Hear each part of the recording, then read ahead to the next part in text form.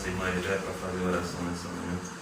Amado, soberano Deus eterno Pai, em nome de nosso Senhor e Salvador Jesus Cristo, nos encontramos na Tua presença, Senhor, pedindo que o Senhor venha tomar, Senhor, essa escola bíblica dominical com as mãos, que o Senhor venha tomar Teu servo, Senhor, que o Senhor possa ungir seus lábios, colocar, Senhor Deus, na sua mente, no seu coração, aquilo que o Senhor quer transmitir, Senhor Deus, para a Tua igreja.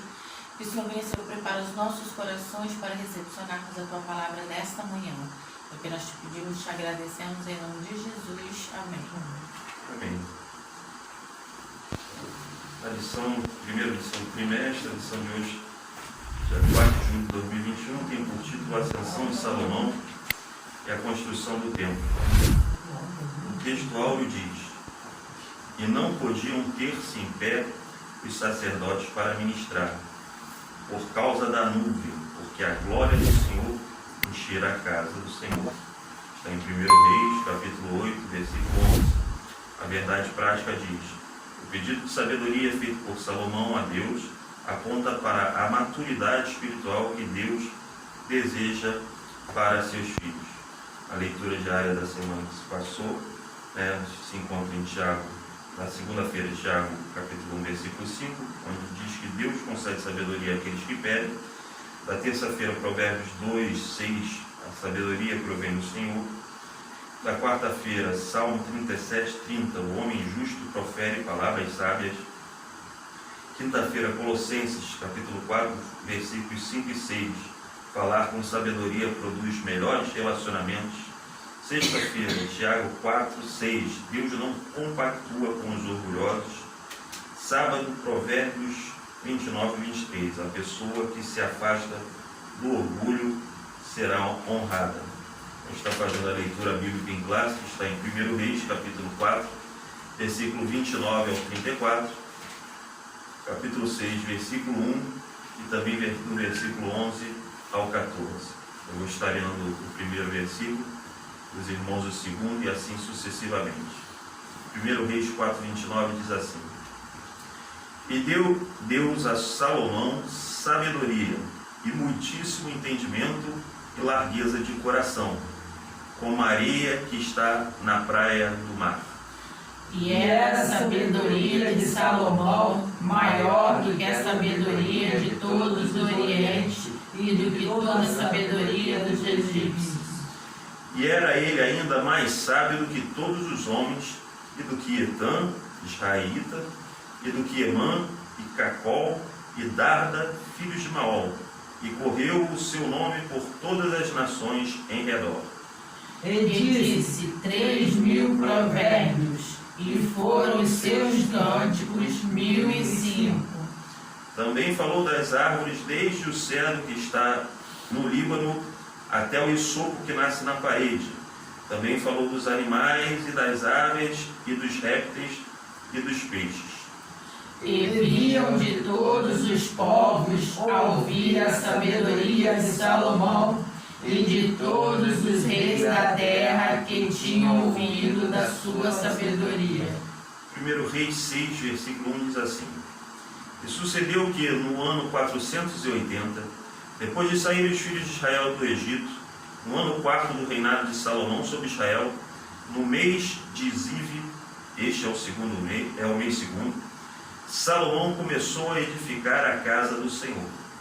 Então veio a palavra do Senhor a Salomão, dizendo: Quanto a esta casa que tu edificas, se andares nos meus estatutos e fizeres meus juízos, e guardares todos os meus mandamentos andando neles, confirmarei para contigo a minha palavra, a qual falei a Davi teu pai. E habitarei no meio dos filhos de Israel, e não desampararei o meu povo de Israel. Todos.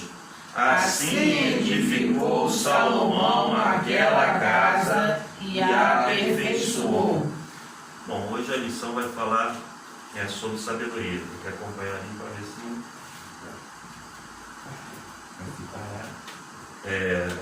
vai falar sobre sabedoria, a sabedoria que Deus deu a Salomão para poder ali estar governando o reino, para poder ali estar conduzindo o povo escolhido de Deus, e a palavra de Deus ela coloca bem clara que Salomão poderia ter escolhido inúmeras outras coisas, mas escolheu ter sabedoria para cuidar das coisas de Deus. Ele não escolheu ter dinheiro, não escolheu ter sabedoria para cuidar das próprias coisas, mas sim das coisas do Senhor. E aí a gente vê uma prioridade de intenção do coração no início da caminhada de Salomão.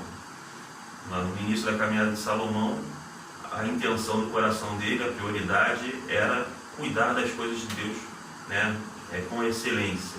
Para isso ele pediu sabedoria, porque ele deve ter olhado para a tarefa, viu aquilo que seu pai Davi passou, né, conduzindo as coisas de Deus, viu a dificuldade que o pai passou, viu o problema que é falhar quando você está conduzindo as coisas de Deus e aí você falha e aí sua casa vira mais desordem, igual a casa de Davi virou. Ele deve ter observado todas essas coisas, né? Ele não era nascido quando Davi pecou, mas com certeza, após o pecado de Davi, após seu nascimento, crescendo, ele soube da história que aconteceu. Ele soube o que aconteceu entre Davi e a sua mãe e o ex-marido da sua mãe, o que faleceu, o Urias. Então, ele sabia. Muito provavelmente ele sabia de tudo aquilo que tinha acontecido. Ele viu o seu irmão Absalão, ainda que tenha sido em tenra idade, conviveu com a situação de Absalão aí, e Davi se desentendendo, a morte de Absalão, uma série de situações ele foi vendo seu pai enfrentar. E deve ter visto seu pai clamar também ao Senhor pedindo misericórdia pelo erro que tinha feito. Inúmeras vezes. A gente vê no Salmo ali 51, uma vez, né? Davi ali se quebrantando por causa do erro. Mas deve ter sido inúmeras vezes em que Davi se quebrantou diante de Deus por causa do erro que tinha cometido e da situação que estava enfrentando por causa do erro que cometeu. Então Salomão deve ter observado tudo isso. Observava também a briga pelo trono na sucessão do seu pai, tanto que ele acabou matando até um irmão dele, Adonias. Então você vê a série de dificuldades que Davi enfrentou e Salomão entendia que ia enfrentar igual ou mais. E aí ele pede a Deus sabedoria, porque quando a gente vê a dificuldade, a gente corre logo para os pés do Senhor, né? O problema é quando a gente não vê dificuldade, aí a gente acha que não precisa de Deus. Mas ali Salomão, de início, ele via a dificuldade, ele via a responsabilidade que estava nos seus ombros, e ele falou, eu tenho que conduzir isso aqui, tá? E só Deus para me ajudar. E aí ele foi para os pés do Senhor e pediu aquilo que ele precisava, porque a preocupação maior dele era a responsabilidade que estava nos seus ombros, não eram as suas coisas pessoais. E aí Deus concedeu a ele aquilo que ele pediu e aquilo que ele não pediu. Concedeu a ele aquilo que era relativo às coisas pessoais dele. Deus não deu só sabedoria, deu todas as outras coisas que ele precisava, que ele poderia desejar ou que ele gostaria. Mas ao longo da sua caminhada, a Bíblia fala bem claro que as mulheres perverteram o seu coração, ou seja, no início a caminhada está boa, no meio, no fim é que complica. Então, cada um tem que cuidar de si durante a sua caminhada. Mas nós vamos estar lendo a introdução, nosso irmão Paulinho lendo a introdução. Por amor ao rei Davi, Deus permitiu que Salomão estabelecesse um reino sólido, próspero, justo e cheio de glória e poder. Foi durante o reinado de Salomão que Israel atingiu seu apogeu na história. Entretanto, mesmo diante de todas essas grandezas promovidas por sua sabedoria, esse destacado monarca se deixou levar por interesses políticos e desejos pecaminosos. Então, nós estávamos falando acerca da caminhada posterior. No início todo mundo é bênção, depois é que o negócio complica. Isso serve para qualquer um, serve para membro, serve para pastor. No início o pastor pode ser uma bênção, ao longo da caminhada dele ele pode se perder. No início, aquele pastor pode ser usado por Deus, Deus usa para curar, a palavra dele é uma bênção, ele cuida, cheio de vigor. No meio da caminhada, já pode não ser o que era no início. E o membro é a mesma coisa, né? Todo servo do Senhor tem que cuidar para ser firme e constante na caminhada e abundante na obra do Senhor. O problema é que durante a caminhada a tendência é a gente não ser abundante na obra de Deus, como o apóstolo Paulo fala. A gente precisa ser abundante. E a obra de Deus, ela não se resume à sua igreja, a 4 paredes.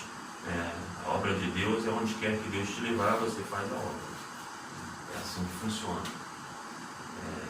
É questão de estar em todo o tempo ligado com Deus para perceber onde você pode levar Deus. Você, às vezes, numa conversa, num simples trabalho que você está fazendo, você pode trazer Deus para aquele ambiente. Você tem que estar ligado com Deus para perceber qual o momento em que você pode trazer Deus para o ambiente e ali estar realizando a obra de Deus, falando da palavra de Deus, pregando o Deus que você serve. Então, o testemunho da fé, que você exerce. Então, você tem que estar perceptivo, a perceber. Você tem que estar percebido, porque senão os momentos passam e você não faz a obra e se habitua a não fazer. Você acaba ocupando seu espaço de tempo com 500 outras coisas.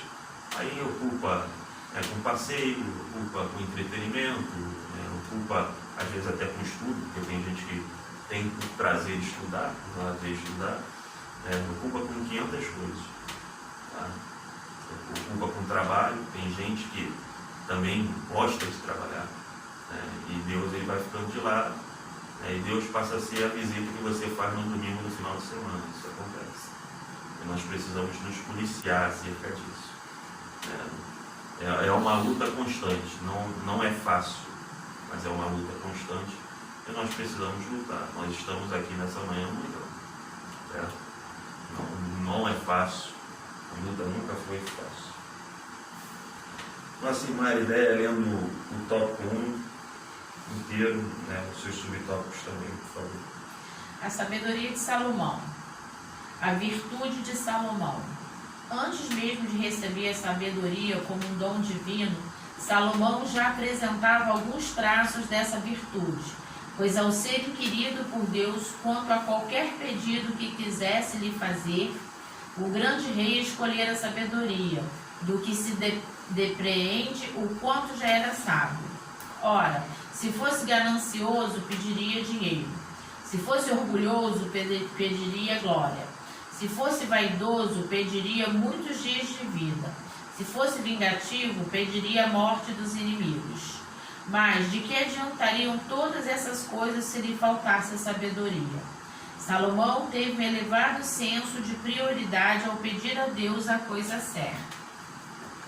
2. O sábio pede sabedoria. Ao pedir sabedoria, Salomão se mostrou um homem humilde, e isso pode ser constatado em uma das respostas que deu ao Senhor. Sou ainda menino pequeno, não sei como sair nem como entrar. Significa que ele tinha plena consciência da grandeza de sua tarefa, não permitindo que a imponência do seu reinado lhe conduzisse à prepotência. Ao contrário, demonstrou profundo autoconhecimento, o que é peculiar a toda pessoa sábia. 3. Sabedoria na prática de vida. Tiago escreveu em sua epístola que existe uma falsa sabedoria que se evidencia pela inveja e sentimento faccioso. Essa sabedoria não vem de Deus, mas é terrena, animal e diabólica. É fruto de ciúme, divisionismo, perturbação e obras perversas.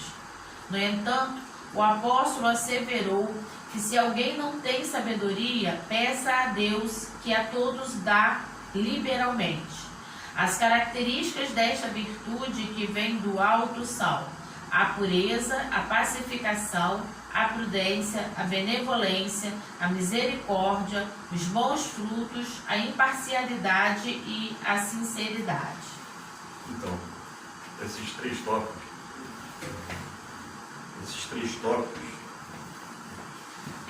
menciona aqui sobre a sabedoria específica de Salomão, a sabedoria que Deus deu, a virtude dele, mesmo antes de ter sabedoria, e o que é sabedoria na prática.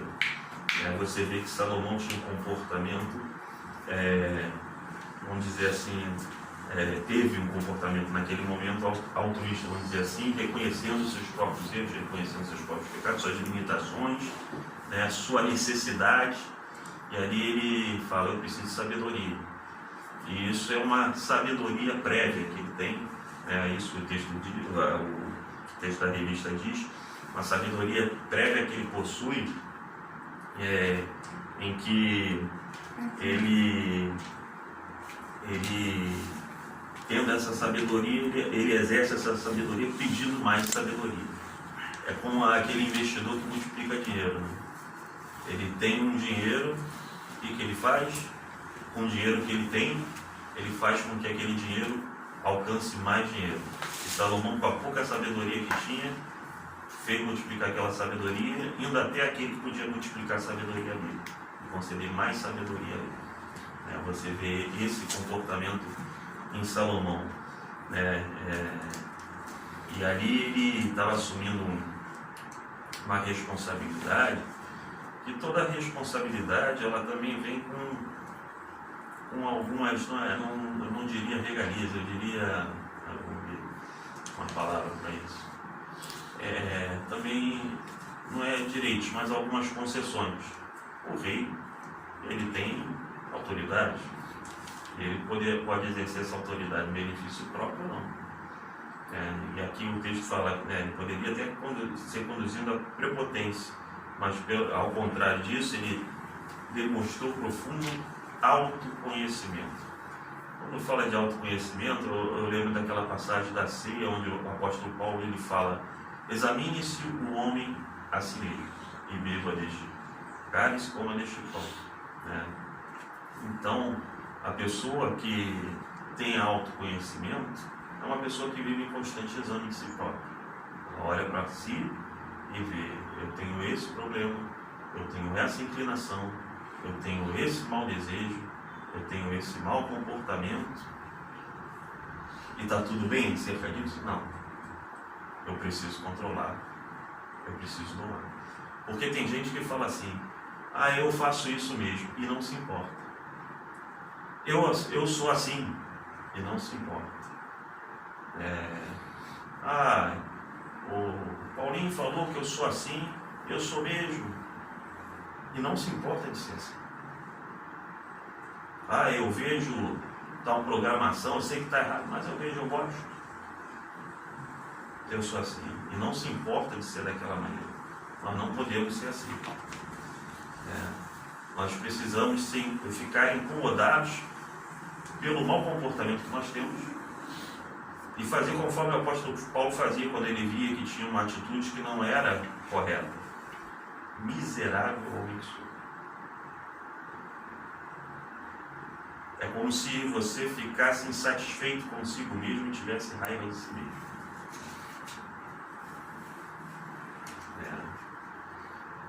Da mesma forma que a gente analisa as pessoas e olha as pessoas e às vezes sente aversão por aquilo que as pessoas fazem, a gente deveria fazer a mesma coisa consigo. Nós deveríamos fazer conosco. É assim que funciona. Eu vejo o sujeito mentindo frequentemente, eu fico indignado com o sujeito. Mas quando eu tenho um mau comportamento, quando eu me aborreço, me irrito continuamente com as pessoas, eu não ligo.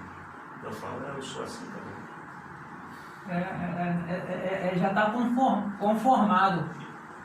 E ele fala para não se conformar, porque às vezes a gente descansa, a gente não luta para querer melhorar ou não luta contra aquilo ali, mas a gente já fica descansado assim, aí vai deixando levar. Uma coisa vai acarretando outra. Sim, não pode. E quando fala de ficar conformado ali, não é exatamente a aceitação. É você não se amoldar, não tomar aquela forma. Você já tomou aquela forma e abraçou a forma. não quer rejeitar aquilo que você é, que não deveria ser. E tem gente que se sente orgulhoso. Mas dá um conforto no coração quando a gente sabe que está assim, mas está indo à igreja, como aquele ritual, indo para a igreja assim, aí se acha que aquilo ali já está fazendo aquilo ali é o certo, sem... As pessoas se sentem satisfeitas só por ir à igreja. Elas não, se eu vou à igreja, eu já fico satisfeito. Aquela minha ida à igreja acaba com a minha insatisfação, se é que eu tenho alguma, de ser a coisa ruim que eu sou. De ter o mau comportamento que eu sou. Eu tenho um mau comportamento, estou insatisfeito. Se eu fizer uma autoanálise, é assim que funciona. Uma autoanálise séria. Aí eu fico insatisfeito. E aí, mas aí eu estou indo à igreja e está tudo certo. Parece que aquele incômodo que eu tinha, que vinha da minha autoanálise, ele some, né? E aí a gente vai se habituando a estar na igreja e acha que está tudo certo simplesmente por estar na igreja. E aí é aquela tal história, o diabo também vai à igreja.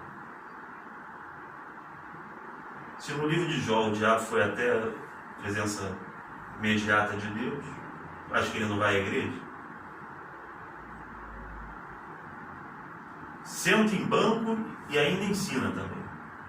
Porque se o diabo não ensinasse nas igrejas, as igrejas não estariam da maneira que estão. É que o diabo ensina nas igrejas. Eu vi um status de WhatsApp em que a irmã falava que Deus ela não corrigia. Minha maridé, lembra? Eu acho que eu te mostrei. Não lembro. Eu acho que era que Deus não corrigia ninguém. Então eu vou rasgar minha epístola de Hebreus. Não, Deus não punia ninguém. Deus não punia ninguém. Pô, Davi deve ter se revirado no tudo. Porque ele foi punido. Eu já ouvi falar, pastor, que Deus não pune ninguém. O homem colhe aquilo que planta, a consequência dos seus pecados. E a colheita daquilo que planta na punição de Deus? Tanto pune que o Davi ele fala assim que Deus é tão misericordioso que não pune o homem conforme as suas transgressões. Ou seja, o homem deveria ser punido muito mais, mas Deus não pune tanto, mas pune. Ali não está falando que Deus não pune o homem em momento nenhum. Ali o texto está dando a entender bem claro que o homem é punido numa proporção ínfima aquilo que ele deveria ter como punição. Mas se ele não me impune também, a gente tem que olhar um pouco que é como assim, se Deus não está me punindo também, ele está se importando comigo. Sim, é onde Hebreus fala que a correção de Deus é sinal de amor. Provérbios também fala isso. Então, se eu estou sendo corrigido, é sinal que Deus me ama. Se a pessoa não está sendo corrigida, não tem amor de Deus, e é filho não reconhecido, é bastardo. Deus não reconhece como filho. Então, se a pessoa está sem correção, perdeu a paternidade, sabe? Tu ama muito Felipe, né, Felipe?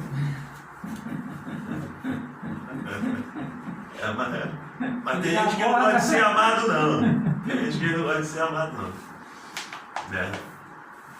Então,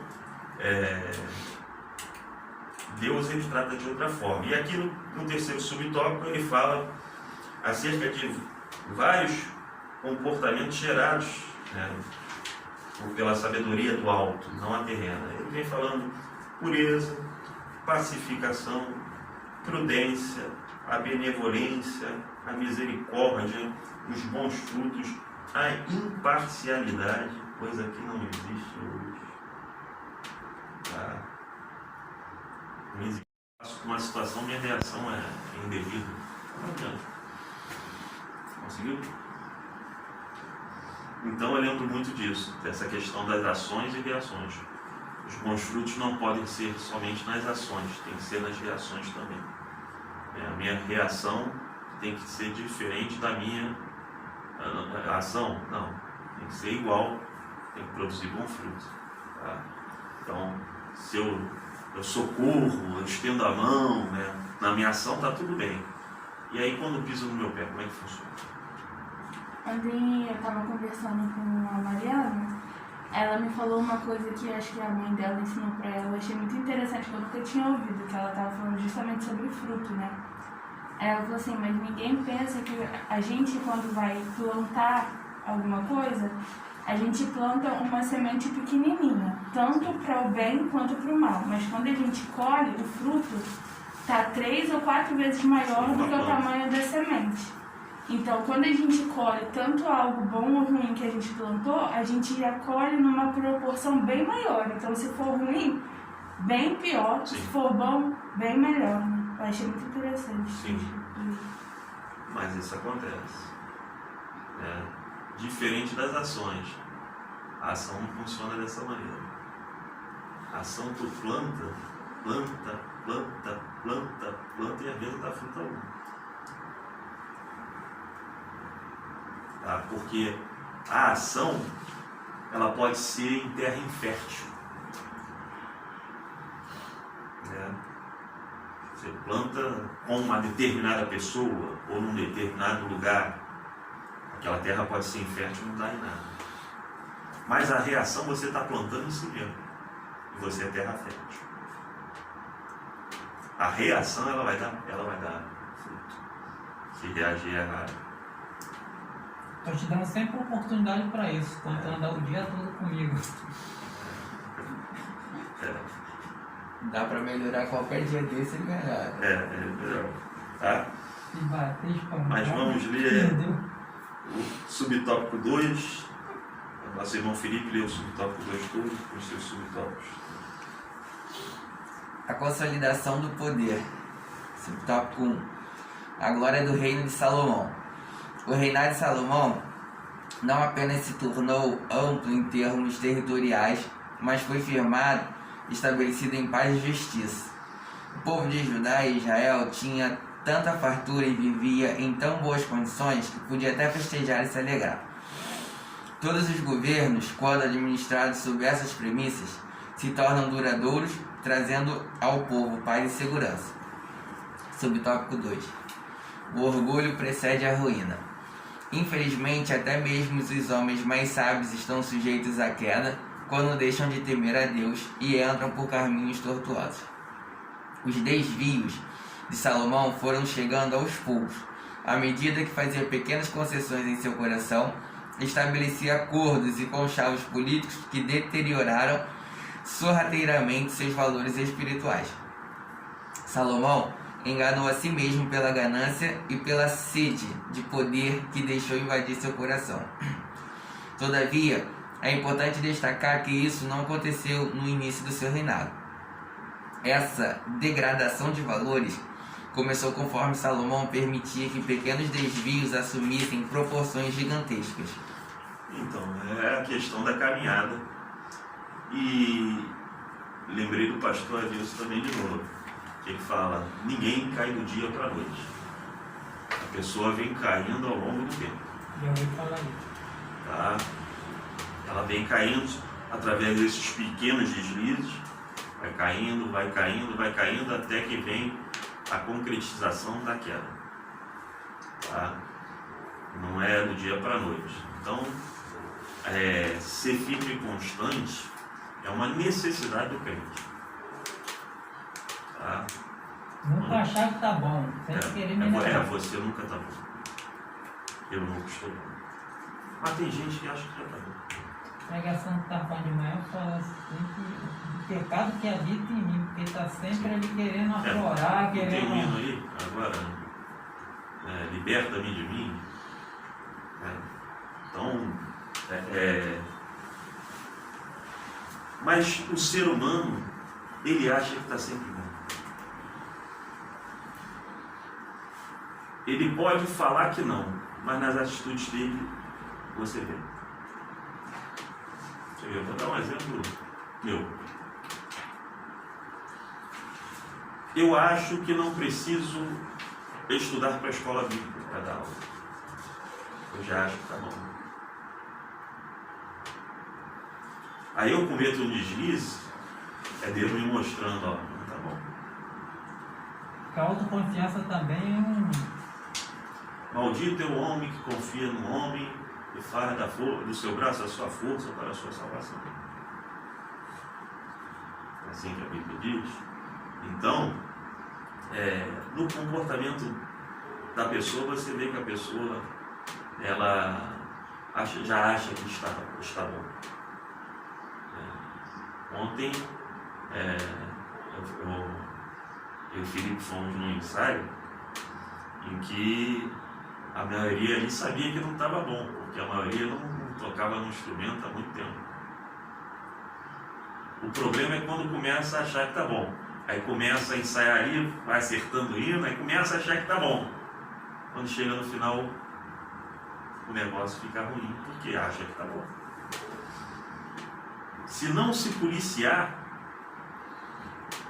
começa a errar. Isso em todas as áreas da vida. No trabalho também, eu posso achar que eu sou autossuficiente naquilo que estou fazendo, eu faço isso há 500 anos. Aí acha que está bom, de repente surge uma situação e você vê que aquilo que você sabia não foi suficiente, ou você negligenciou alguma coisa. Então você vê que não é assim. Nós nunca podemos achar que está bom. O problema é que quando a gente ouve assim, não está bom, a gente fica irritado. Olha só. Mas não está bom mesmo. Não está bom. Seria mais sincero da nossa parte, eu sei que não está bom, eu sei que mas não estou conseguindo fazer melhor. Jairo, ele falou para Jesus, ajuda-me na minha incredulidade. Ele é como se fosse assim, eu sei que eu deveria ter fé, eu não estou tendo. É mais sincero. Lembra de uma passagem que, acho que é Elimas, ali está em Atos dos Apóstolos, em que ele quer comprar o dom de Deus, porque vê as pessoas sendo batizadas com o Espírito Santo. E aí Pedro repreende a ele, aí fala, ora a Deus para ver se Deus te perdoa. E aí ele mesmo fala, não, ora vocês por mim. Talvez ele se sentisse ali em condição, eu não tenho condição de orar a Deus. Mas depois disso que eu fiz aqui, que eu vi que está errado, ele foi lá, reconheceu e pediu, ora por mim. Está entendendo? É reconhecer, eu realmente não estou em condição.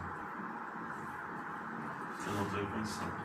Até como quando Baraque, reconhece ali, o texto bíblico não diz, mas ele fala, fala para Débora, ou se você for. Ele reconheceu ali que ele sozinho não tinha segurança, não tinha força, sei lá. Mas ele reconheceu ali uma fragilidade dele. É o que nós deveríamos fazer. Reconhecer fragilidade. É difícil. O ser humano hoje é difícil. Se eu falar para você que você está orando pouco, é capaz de você brigar comigo.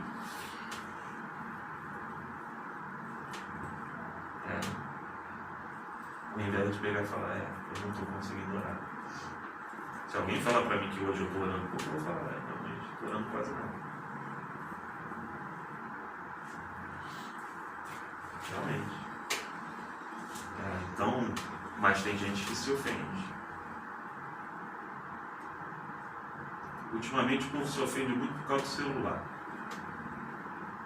Se você falar para alguém, qualquer um que seja, você está muito tempo nesse celular, a pessoa já te agride.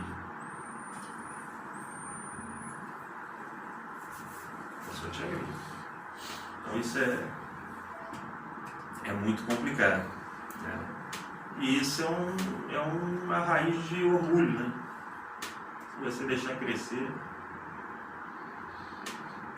você não aceita mais orientação, você não aceita correção, você não aceita instrução, você é autossuficiente. Meu cunhado brincava muito com as pessoas quando o pastor Esteu, quando falava de ir à igreja, aí a pessoa falava que não ia, falava, ele já está salvo, ele brincava assim.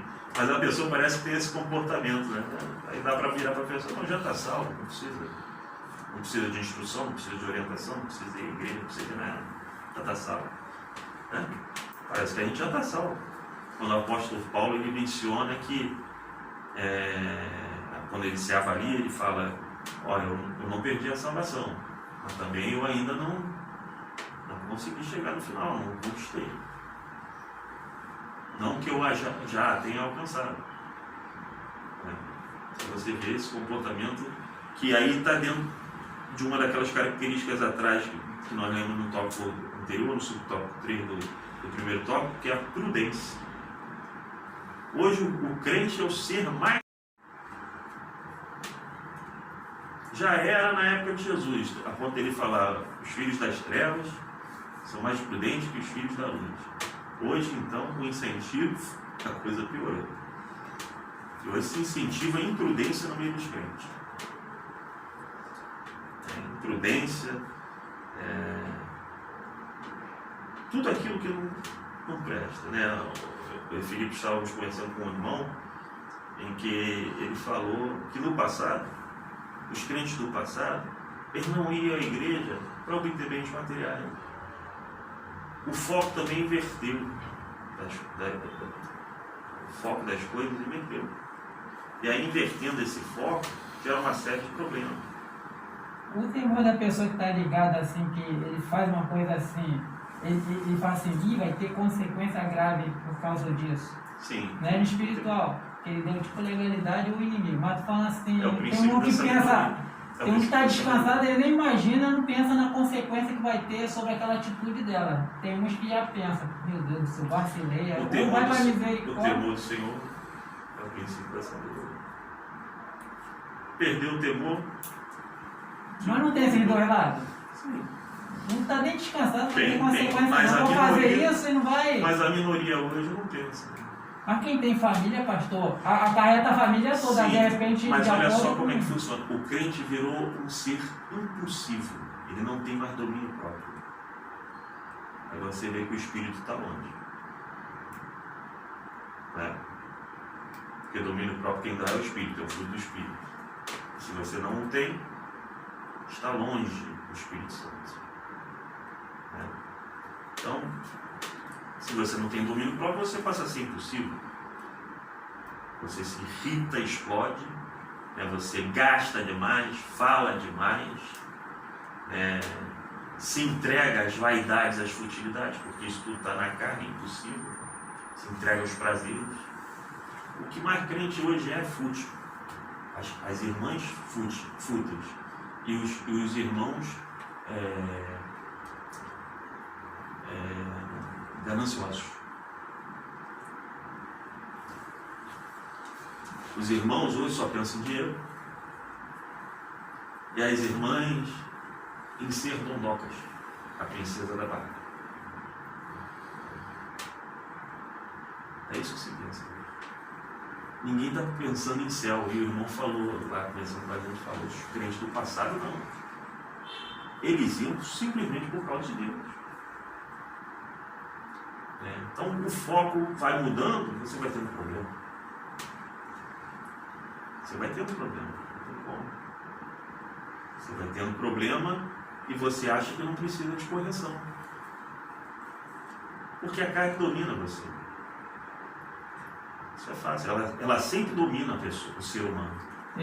Eu há 2 semanas atrás, eu passei uma experiência assim, tipo assim, conforme eu estava aí na situação, né? As crianças lá, na casa de uma conhecida minha, aí eu tava, aí surgiu. Só que veio uma coisa, fazia uma coisa, estava acarretando outra e mediação. Eu não imaginava fazer aquilo, ou cortar, ou fazer. E já tinha outras responsabilidades, mas tinha que ser naquela hora, na hora que queria, com a coisa que podia esperar, só que já estava me irritando. Vamos supor que eu me acho paciente, tolerante. Mas aí foi minando, aí como eu já estava descansado que eu sou assim, aí eu perdi a cabeça, assim, de quase xingar, ofender e bater de frente, brigar, gritar, me deu uma crise de raiva. Então. Aí o que acontece? Quando não tem a situação, a prova diante de mim, parece que está tudo bem. Não, eu sou manso, Eu sou humilde. Mas De quando é acordo, provado, é quando problema. é provado, qual é a sua reação? Mas depois você se arrepende. Meu Deus, não deveria gritar, não deveria fazer aquilo. Quando é Aí provado. surgiu a hora de você botar em prática aquilo. Mas aí que você para pensar. Tudo isso por causa da impulsividade do outro. E olha o policiamento que a gente acaba tendo que exercer. A gente convive com crentes que são impulsivos e por causa da impulsividade deles, eles vão tentar te provocar a ser impulsivo também.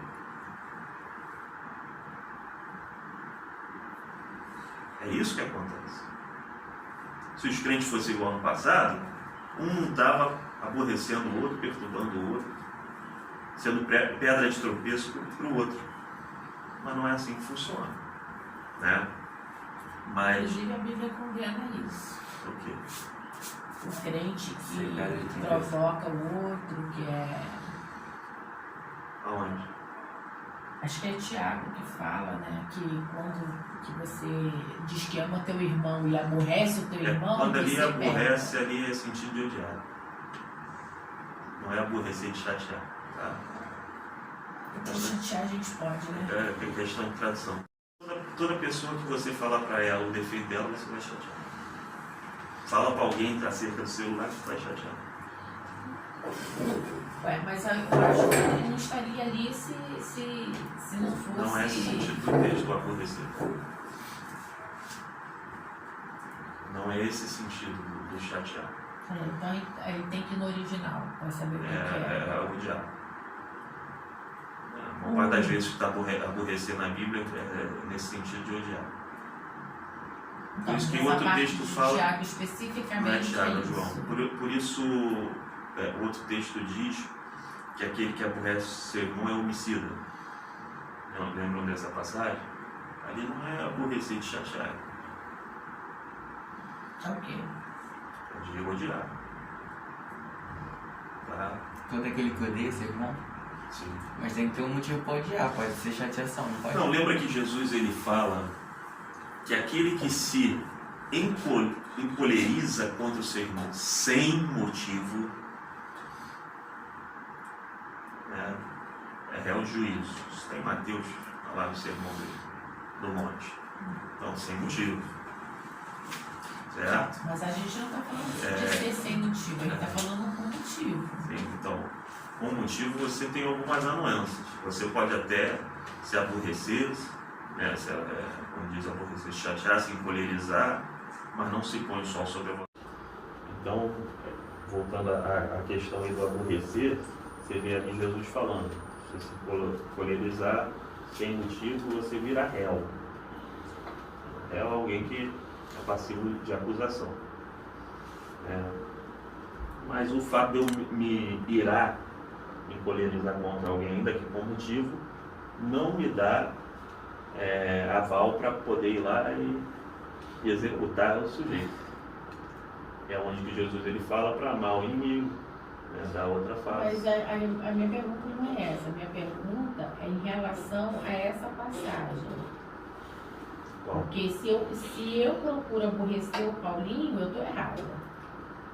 sim, se você procura aborrecer por prazer, que aí não é o aborrecer da Bíblia, não O é o aborrecer da Bíblia seria é o odiar, quê? odiar. Não é aquele aborrecer. Então aquele que odeia o seu irmão, É homicida. Aquele que diz que ama a Deus e odeia seu irmão, o amor do Pai não está nele. Então, parece que parece que está meio deturpando. No dia a dia de um o texto tem relacionamento, seu contexto. no dia a dia do relacionamento dentro de casa, ou no trabalho, ou na rua com alguém, parece que sempre gera uma coisa assim, tipo um chatear outro ou aborrecer o outro, assim, em questão até de, ou uma cobrança. Não. Senão o pai não pode mais educar filho, porque vai aborrecer filho sempre. Então vai não pode ser contrariar, sentido de chatear. ou então, mas você não me é Por isso que corrigir. as crianças coisa que estão a criando Bíblia casa aí. diz. Não é esse tipo de coisa.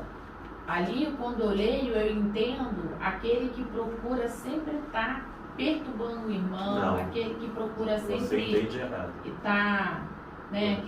O objetivo dele é te aborrecer. Você- É tirar do sério. É tirar do Você- sério, é. Você entende errado. Isso aí. Ali não é isso que está falando. Porque eu aborreço meu filho o tempo todo.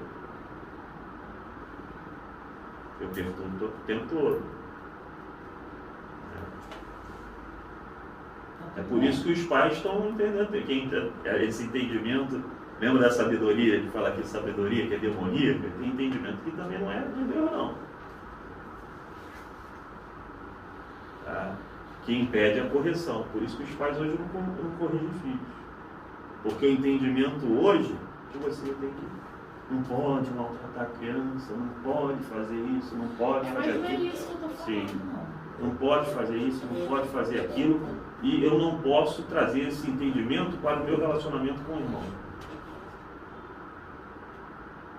E é isso que está sendo feito, não pode. Tá? Esse mesmo entendimento que o mundo tem acerca do relacionamento do pai com a criança, eu não posso trazer esse entendimento para o meu relacionamento com o meu irmão. Mas acho que a Bíblia fala que toda correção é a Produz princípio. tristeza. Sempre que eu fico triste quando alguém fico odiando não, assim, com muita raiva da pessoa. Porque eu sei que a pessoa está certa, eu lembro dessa passagem, que a princípio traz fruto. Traz tristeza. Traz desgosto. Correção traz desgosto. É porque na realidade o ser humano, ele nunca gosta de ouvir que ele está errado quando ele sabe que ele está errado. Sim. Porque, por exemplo, se eu sei que eu estou errada, se eu sei que eu estou certa e alguém fala, não, você está errada, eu nem ligo, porque eu sei que eu estou certa. Agora, quando eu sei que o que aquela pessoa está falando é realmente verdade, aí eu fico com muita raiva. De você mesmo, né? Não, com Dos tudo. outros. Não, raiva dos outros. Lembra quando o Estevão fez aquele discurso e falou, vocês mataram Jesus de Nazaré? O que fizeram? Meteram pedra nele.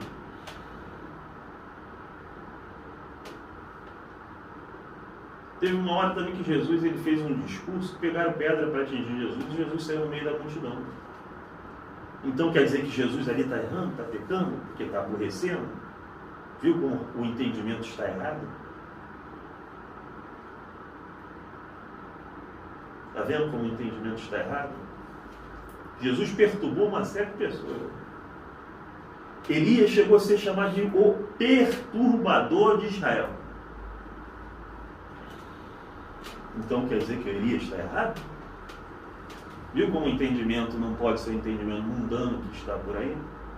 Eu preciso mudar meu entendimento, por isso que o apóstolo Paulo fala, para transformar o vosso entendimento para experimentar. Sem transformação de entendimento não tem como experimentar a boa, perfeita e agradável vontade de Deus. Meu entendimento não é mundano. Ué, não perturbar. Eu estou fazendo uma pergunta sobre uma passagem. Sim, que eu mas leio, olha só, a partir do momento que você e eu não penso entende, que esse aborrecer o irmão, eu não entendo que seja não educar o filho, não falar a verdade, não ensinar o que é certo, não é isso que eu estou falando. então, Não é isso que eu entendo. Mas a partir do momento que eu entendo que perturbar o irmão é o que está escrito no texto bíblico, eu estou tendo um entendimento mundano acerca do texto bíblico. É assim que funciona. Por quê? Mas por quê? Porque é um texto que não está fora do contexto bíblico. É uma interpretação que vem de fora para dentro. Um dos princípios da hermenêutica é a Bíblia interpreta a Bíblia. Ou seja, a interpretação bíblica vem de dentro dela mesma. Se eu trago uma interpretação de fora... Mas eu não estou trazendo interpretação de fora. Tá. Você faz isso involuntariamente. Está. Não tá. O texto está falando... A sua percepção... O texto está falando de aquele que perturba o seu irmão. O que você O texto não entende? está falando perturba. Isso foi o aborrece, teu entendimento que falou. Aquele que aborrece o seu irmão. O texto diz aborrecer. Aquele que aborrece ao seu irmão. O que é esse aborrecer? Conforme o O entendimento... aborrecer é ensinar? Não vejo assim. Então, vamos lá. O aborrecer é você falar a verdade? Então, Também não. não Quando é, eu penso não no é o aborrecer, É sem razão. Que passagem é essa? Vamos lá. Eu Está penso. em João, em 1 João. Eu não sei se é João ou Tiago. 1 ele João. falou que- Quando você Ele fala assim, traz... aquele que diz Olha que só, ama o seu irmão Só e aborrece, para ver que está errado é quando você fala eu penso. aborrece o seu irmão. Eu penso. Mas Eu olha só, penso. pastor, Sim, vamos lá, deixa eu terminar. aquele que Se diz você que ama cortar o seu sempre, irmão. ó, quem, Não, se é você, porque eu quero falar exatamente o que está na Bíblia, para você não dizer que eu estou falando eu acho ou penso. Aquele que diz que ama o seu irmão e aborrece, o que fala depois? Então, o que o texto bíblico fala sobre aborrecer? Você vê claramente que é odiar. Não dá para ter outra interpretação se não for dentro da Bíblia. Não dá para eu entender diferente. Então, aquele que diz que ama o seu irmão e odeia o seu Odeia, irmão é réu de juízo. Não, é homicida. Tu misturou os textos. Mas tem outra passagem Olha que só, fala... não, ele Essa é fala uma que é forma de réu de elogiar. juízo quando você se encoleriza contra ele sem motivo. Não misture. É como assim, eu tenho raiva da pessoa, Faz certo? confusão. Eu vou aborrecer ela porque eu tô com raiva Achei, dela, eu vou achei aborrecê-la. essa passagem. Então assim que eu Sim, então. Aquele que diz que ama o Isso seu aí irmão e o aborrece. já sai, não tem nada a ver com perturbar, chatear. Isso tem a ver com maquinar o mal. Ah, entendi. Porque você tá com ódio daquela pessoa. Você vai maquinar o mal. Na política tem mais é isso. O pessoal odeia a pessoa, tenta denigrir ela o tempo todo. Então, se Então, você... se você tem raiva de Vamos mim, lá. se você olha pra mim e vê tudo que há em mim é errado, que eu não presto, você não tá com ódio de Olha mim, só, com raiva de mim, é aí o onde- que você faz? É O que onde eu eu puder posso... fazer pra prejudicar, eu Olha só. vou fazer. Não, rapidinho, aí é deixa que eu tá, não. raciocinar aqui, pai. O cabelo dela tá meio. Não tá liso. Porque ela não tá passando shampoo. Falei, Matheus, o cabelo tá ressecado. Põe um shampoo melhor que ela só. Aí ela se Aí ofende. você se ofende, se aborrece. Tudo se aborrece. Tudo. Eu não tenho raiva, eu tô falando pro teu Tudo. bem, porque. Tudo. Mas quando a pessoa tá ali, vou falar isso só pra Olha- comentar, eu quero ver ela olha secar. Então, é isso Aí que eu já tô falando. mudou. É isso que eu tô falando. Olha você só, aguçar olha só, o outro. olha só, igual... Pode ler aqui? Pode. 1 João capítulo 4, versículo 20. Se alguém disser, amo a Deus, mas odiar o seu irmão, esse é Viu como é mentiroso. que está a tradução dela? Pois quem não ama o seu irmão, a quem vê, não pode amar a Deus, a quem não vê. Então, Deixa por de quê? novo aí, por favor. Nós amamos porque ele nos amou primeiro. Aí o 19, o 20. Se alguém disser, amo a Deus, mas odiar o seu irmão, esse é mentiroso. Pois quem não ama o seu irmão, a quem vê, não pode amar a Deus, a quem não vê. Então, o texto fala sobre odiar. Por quê? Ali foi feita uma revisão, uma tradução bíblica em cima do que a Bíblia entende por aborrecer. Não é o meu entendimento, não é eu entendo, eu penso, é o que a Bíblia diz.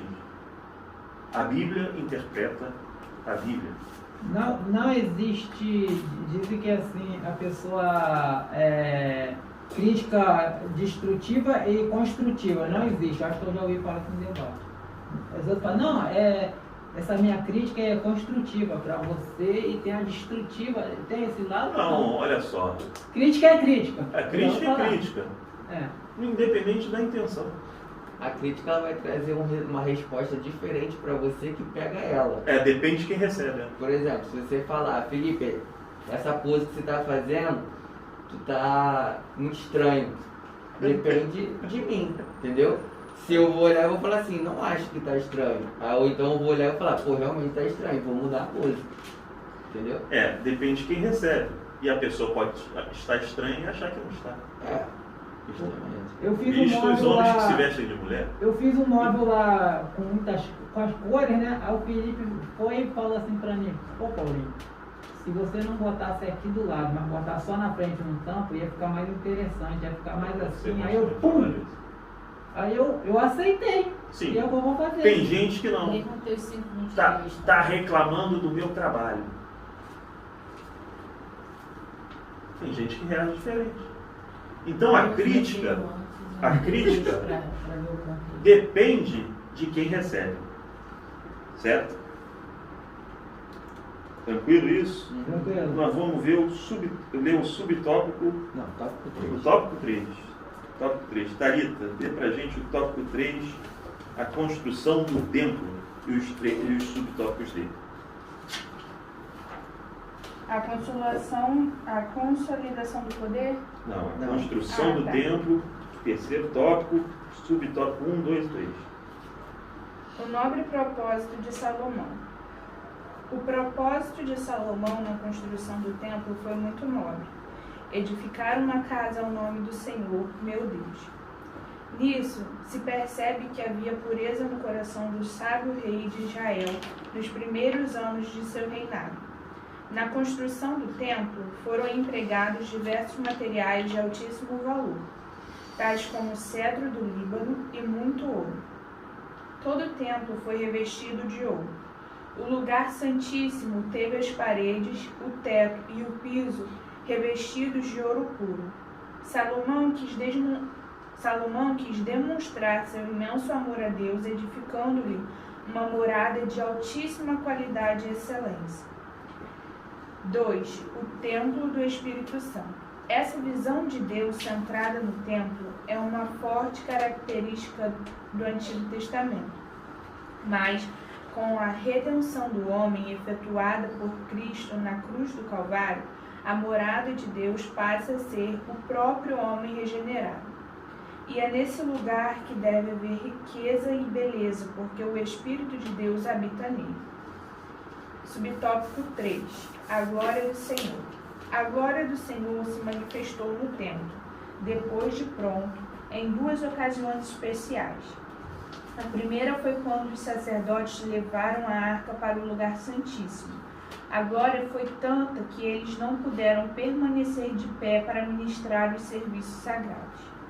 A alegria e o temor da presença de Deus fizeram Salomão proferir uma das mais belas orações da Bíblia, que reconhece a grandeza, o senhorio, o poder, a misericórdia e o amor de Deus sobre todas as coisas.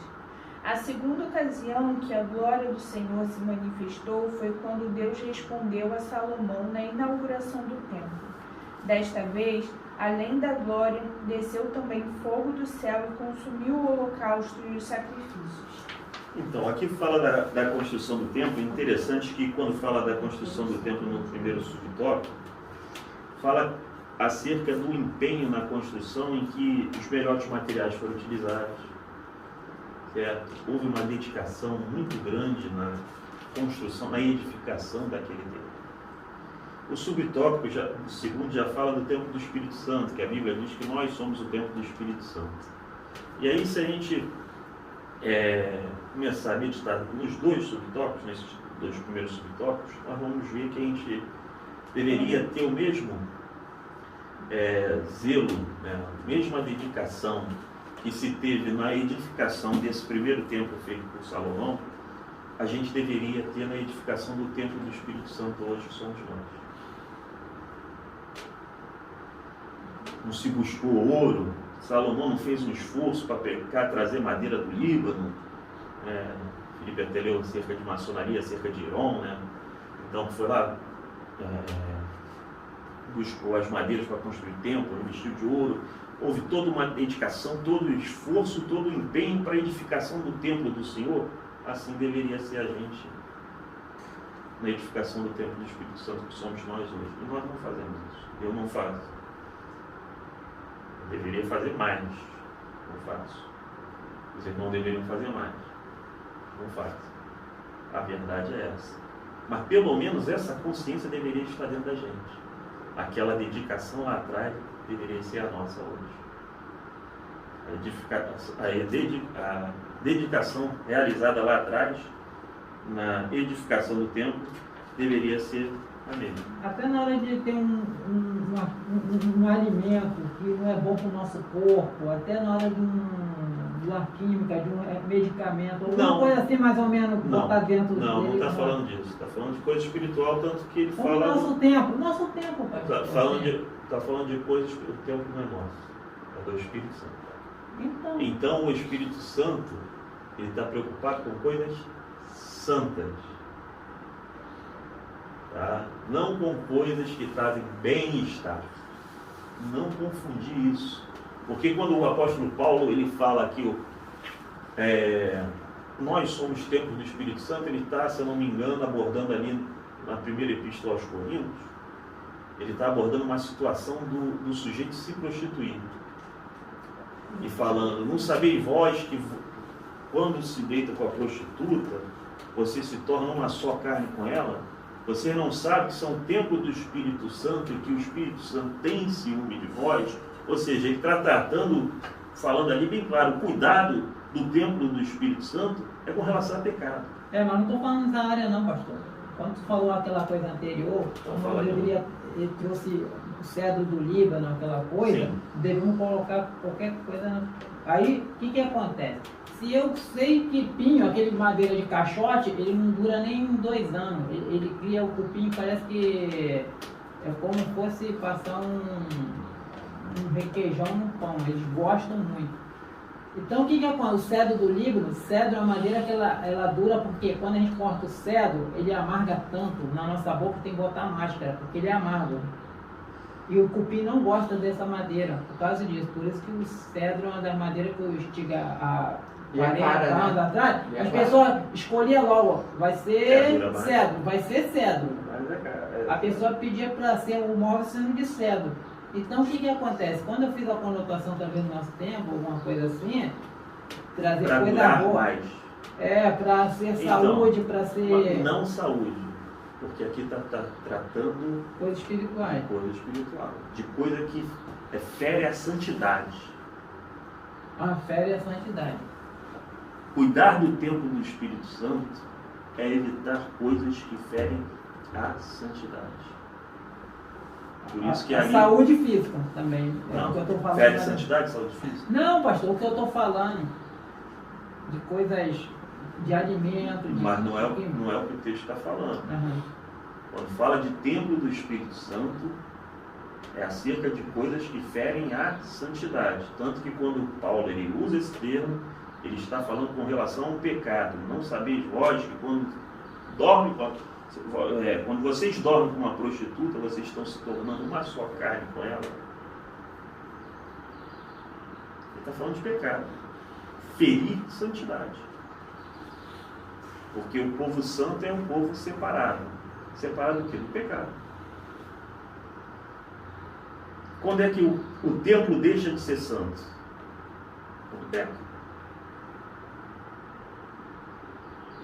Essa é a questão do templo do Espírito Santo. O que está falando para cuidar do templo do Espírito Santo é para cuidar, para manter a santidade do templo. Porque a beleza do templo está na santidade. Eu vou falar que eu e você somos bonitos.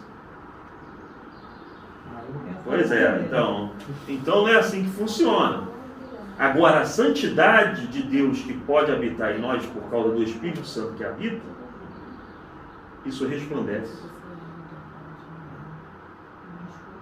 Está entendendo? Isso resplandece. Pastor, mas eu estou querendo trazer também, vou dar uma ideia, ficar E batendo brilho. na tecla.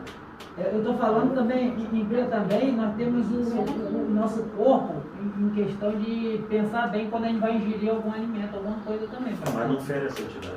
Lógico que não, pastor, mas também... Mas aí não tem a ver com o templo do Espírito Santo. Tem a ver com o teu corpo físico. Isso, pastor. Mas não é ali que ele está, pastor?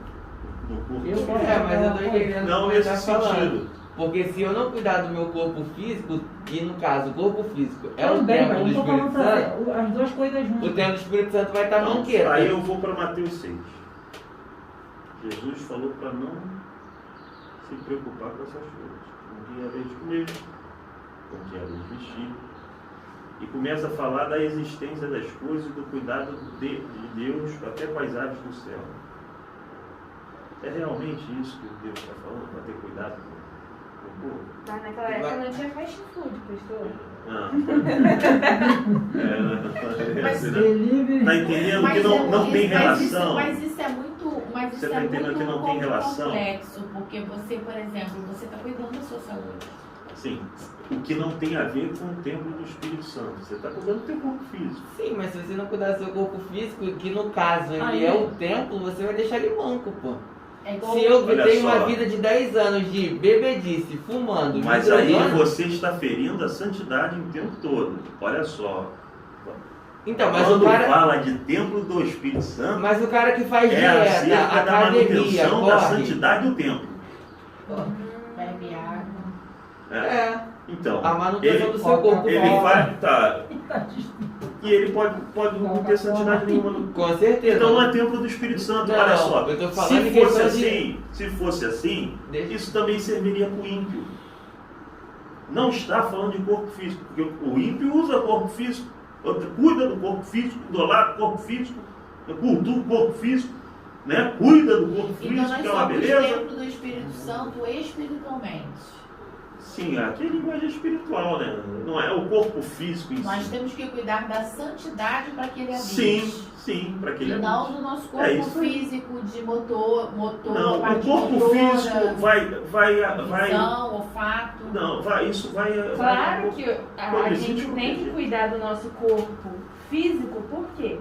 Se você maltrata o seu corpo físico, você está se matando. E se você está se matando, você está cometendo homicídio, né? Suicídio. Suicídio. Mas Homicídio é olha quando só, mata. não pode. Não deve ser essa. Ó, eu a ouvi visão. isso de uma pessoa que estava falando que a gente Sim. beber, se drogar, você está cometendo um suicídio. Sim. Porque você está matando o seu Sim. corpo a longo Sim. prazo, só que a Então. longo prazo. Sim, A mas, droga, ela mata. mas o que ele está falando é o seguinte, que para que o Espírito Santo habite em Agora, nós, eu a gente não precisa eu me preocupar, de escovar dente, tomar remédio pro É próprio isso corpo, aí. entendeu? ou Olha eu vou só, falar, olha O só. Espírito Santo, ele habita Eu tô entendendo os dois lados. espiritualmente, Eu entendo entendeu? os dois lados. A A preocupação gente de não Paulo. pode negligenciar o nosso corpo físico, mas para Deus Sim. estar presente, você tem que preservar o seu corpo espiritual. Então, olha só, É, a então, preocupação o templo do de Espírito Paulo Santo e da Bíblia É só a santidade. é acerca de santidade. O nosso corpo físico, Não é a gente acerca cuida do que porque o Paulinho é uma vai coisa comer, se é certa, peixe, certa. camarão, E não independe carne do de Espírito porco Santo habitar, ou uma entendeu? picanha, Ou ovo, né? ou ovo. Não é acerca do que ele vai comer. Profeta de Até Deus. porque a santidade acerca daquilo que se come, estabelecida ali para os judeus, no nosso caso não foi estendida a nós, da mesma maneira.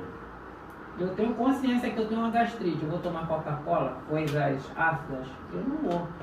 Isso daí é... Então, mas o doido. que o pastor está falando Então, olha é que só. não tem nada a ver com Mas isso. olha só, Por Espírito Santo habitar no nosso corpo, você não precisa de tomar remédio, você não precisa de fazer exercício físico, é isso aí. porque essa parte é uma parte da espiritual, entendeu? O que você precisa é de ter uma vida de santidade para que o Espírito Agora, Santo habite em você. O corpo físico é outra coisa. A gente cuida do corpo físico porque é uma necessidade natural que nós temos de cuidar. Ir ao dentista, tomar E medicação, olha só. entendeu? Agora o que você falou. Eu tenho uma gastrite, tomo Coca-Cola. Por que eu tomo Coca-Cola tendo gastrite? Por que eu tomo Coca-Cola tendo gastrite? É, isso aí eu tô errado. Erradíssimo. Por quê? Dá sua Por que que eu resposta. Mas eu não vou dar a resposta, Olha vai ser só, engraçado. por não que, sei. que eu considero bebedice só o álcool? Porque é o que te deixa embriagado. Só por causa da embriaguez.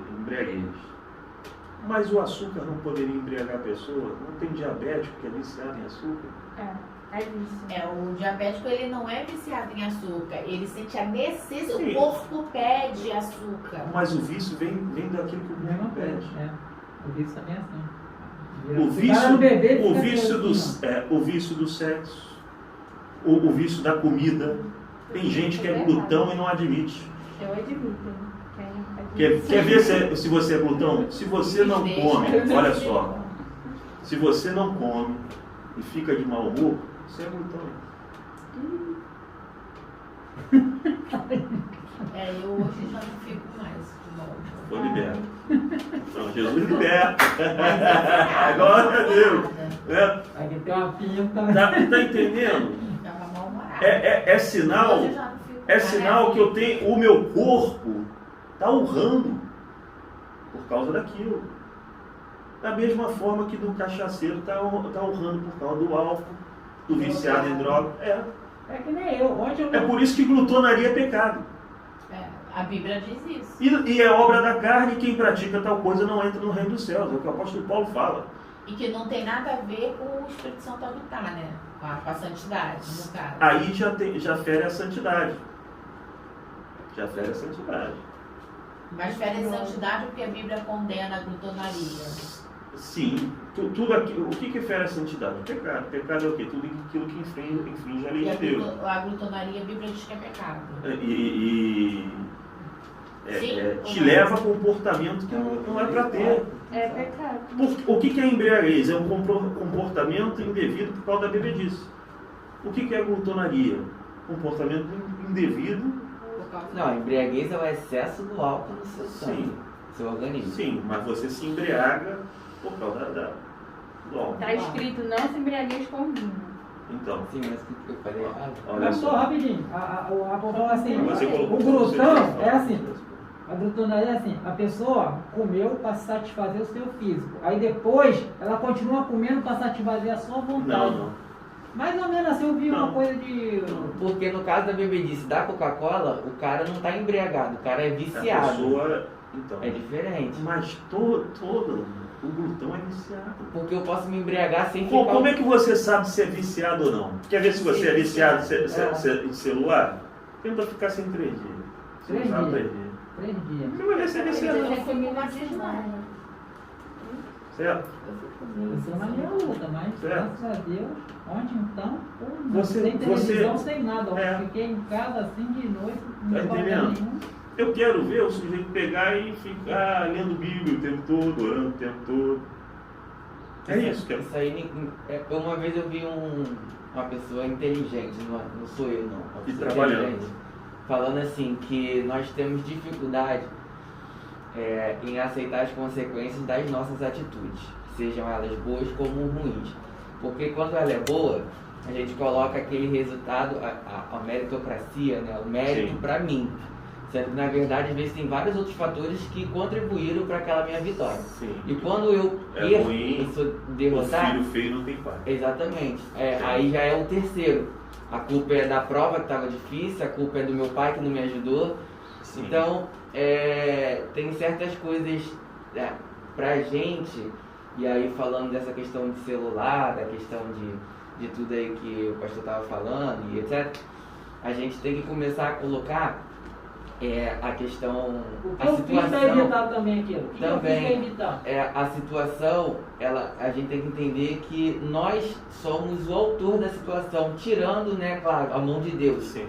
Porque tem muita coisa que eu faço, que eu pego, que eu tento, e eu não quero ter aquela consequência, mas a gente sabe que a consequência é aquela. Entendeu? A gente E sabe faz que é com aquilo. consciência. Na maioria das vezes eu acredito que sim. Então, assim, por exemplo, se eu quero uma companhia, eu preciso ser companheiro. Se eu quero amor, eu tenho que amar. Né? E assim, Se der respeito, tem que respeitar. um negócio interessante e complicado ao mesmo tempo. Porque, por exemplo, eu não posso amar o Paulinho do jeito que eu acho que ele tem que ser amado. Sim. Se eu quero que ele veja que eu estou amando, eu tenho que amar ele da forma que ele se entende de amor. Não. Não estou falando de Deus, eu estou Não. falando da pessoa. E também não estou falando... Então, essa ideia é errada. Porque Deus amou o mundo e o mundo não consumou. Então, o que acontece? O amor de Deus... Mas a gente está falando de Deus, é isso que eu estou te falando. Ele tá falando de amor E o carnal. amor- O que tá falando é amor. E o amor Amor de que Deus. Deus fala que Eu tô deve falando de existir, pessoa. entre nós, Então, mas aí tinha que deixar não, ser complicado. não pode ser, Só se falar rápido. não pode ser dessa maneira. Então, mas deixa ele completar o pensamento dele. Eu estou falando da questão da pessoa, de um ser para outro ser. Não estou falando da questão do amor, homem pro homem. né? Homem Estou ser falando irmão. de filia, Sim, não é isso? ainda de- de um ser para outro ser, eu não tenho que amar a pessoa como ela entende amor. Nunca. Porque o usuário de droga entende que amor é eu ir lá dar um dinheirinho a ele para ele usar a droga dele. Não é eu permitir que ele erre para ele achar que Mas ama. ele entende Eu tô assim. Não, ele não entende. Entende. Ele acha que você permitindo Olha ele usar só. droga, você é bacana, mas não necessariamente você logo. Ele entende. A pessoa entende assim. Eu conheço uma pessoa que é usuária de droga, que ela não é tão forte assim, ela sabe. Sim. Ela falou assim, minha mãe ela me ama muito, porque ela nunca permitiu usar droga. Mas ela sempre me aconselhou, sempre falou. Isso não é todo mundo. Bom, eu tô falando de da pessoa O que eu conheço. acontece? Eu não tenho que amar a pessoa como a pessoa entende que é amor, não. Tem gente que entende amor, que amor é concessão. Mas, ô pastor, olha só, não é questão de concessão. Preste atenção. Se A nós- maioria entende amor como concessão. Eu não tô falando da Por isso que o maioria. mundo tá do jeito que Eu está. não tô falando da maioria. Eu tô falando da gente aqui. Se tem amor ágape, amor filia, amor eros, amor Sim. não sei o quê, como se existem vários tipos de amor, eu posso falar que só existe O um amor filia tem que ser aquele que Jesus exerceu com O seus filtro irmãos. precisa ser Jesus, obviamente. Com seus irmãos. Se eu vejo o A Paulinho... ponto de os irmãos dele chegarem para falar com ele e ele falar: a minha prioridade. Sim, prioridades, pai. É o pai. Eu tô falando questão Eles ficam lá fora, de demonstração eles de são amor. segundo plano. Olha só, eles são E não segundo só plano. prioridade. E olha só, quem está do lado de fora, eles são segundo plano. Mas talvez os irmãos de Jesus e a mãe de Jesus pensassem o seguinte: ele dá mais atenção a esse povo que está com ele do que a gente. Então nunca pode ser conforme o outro entende. Nunca. Então eu tenho que amar pelo Conforme que eu entendo. Deus entende que tem que se amar. Eu aprendi esse negócio aí de amor de um ser humano para outro ser humano, que cada um tem o seu tipo de expressar o Tem seu amor. padrão, né? Cada um É verdade. expressa da forma que sabe. Tem os que demonstram amor através de atos de serviço, outros através de carinho, outros através de afeto, outros através de presente. Cada um tem essa forma. E a pessoa que tá com a outra tem que respeitar a forma que ela entende de amor e que a outra pessoa entende de amor, gente. Sim, quer ver? Às vezes a demonstração de amor do Paulinho pro pastor, que ele ajude ele fazendo alguma coisa na igreja. Sim. Talvez a demonstração de amor da minha sogra para o pastor seja ela ir ali fazer um carinho na cabeça dele, porque é a esposa. Cada um tem a sua demonstração de amor pelo próximo. Aí vira uma bagunça. Porque aí cada um vai amar como entende que tem que amar. Não pode ser assim. O padrão nunca pode ser o dos outros. Nem o seu próprio. Correção também diz que é amor. Sim. Correção. Então nem o seu próprio padrão não é conforme entendimento humano. Não é conforme entendimento humano. É por isso que o mundo é essa bagunça. Cada um entende que é de uma forma, né? O filho entende que o pai tem que... Eu conheço um pai que ajudou a vida toda o filho, e o filho virou para ele agora com 80 anos e falou: o senhor nunca me ajudou. E atitude, né, pastor? Também amor é atitude. Aprendi contigo. Se for conforme o entendimento dos outros, é coisa de maluco. Amor é atitude. É coisa de maluco. Não pode ser assim. Se for assim, vai entrar na doideira do mundo. No comportamento do mundo. É por isso que está cheio de crente com comportamento mundano. Porque o entendimento é o demoníaco lá de fora. Sabedoria demoníaca, entendimento demoníaco. Mas às vezes a pessoa para usurpar Não pode. ou para adquirir uma coisa de alguém, ele faz quase uma barganha, uma troca assim. Sim, de coisas pra eu acho que fazer é assim. E eu acho que tem que ser assim. Porque o meu entendimento não pode ser conforme o entendimento. Porque se... A Bíblia não diz, mas vamos supor que o entendimento de Jesus, e aí eu vou falar um pouco dos filhos de pastores, né? O entendimento da família de Jesus pudesse ser esse. Ele gasta mais tempo com os outros do que com a gente. E onde fica aquela passagem que você primeiro precisa de ganhar a sua casa? Não é ganhar a sua casa. Aquele que não tem cuidado. Está em 1 Timóteo 3. Vamos abordar assim. Eu vejo muitos filhos de pastores, muitos. Também não conheço muitos, mas muitos dos que eu conheço. Entendeu? Tá. Fica Tá? meio assim. Muitos dos que eu conheço achar que o pai pastor dá mais atenção às outras pessoas do que a eles. filhos. É o rebanho de Deus, está na tua frente. Está entendendo isso?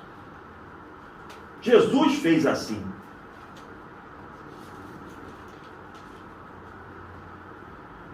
Reclama com ele. Os filhos de pastor deveriam reclamar com Jesus. Mas a sua família não é rebanho? Não. Ontem mesmo eu vi um filho de um pastor reclamando o tempo todo do pai.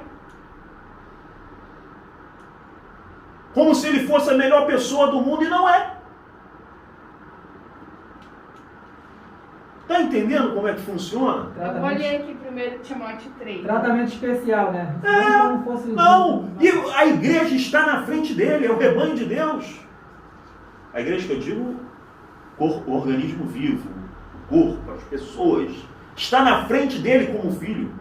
Na ótica de Jesus, a minha família espera lá fora. Eita, até bati aqui. Eita. Agora, então a minha família espera lá fora, porque a prioridade é o rebanho de Deus.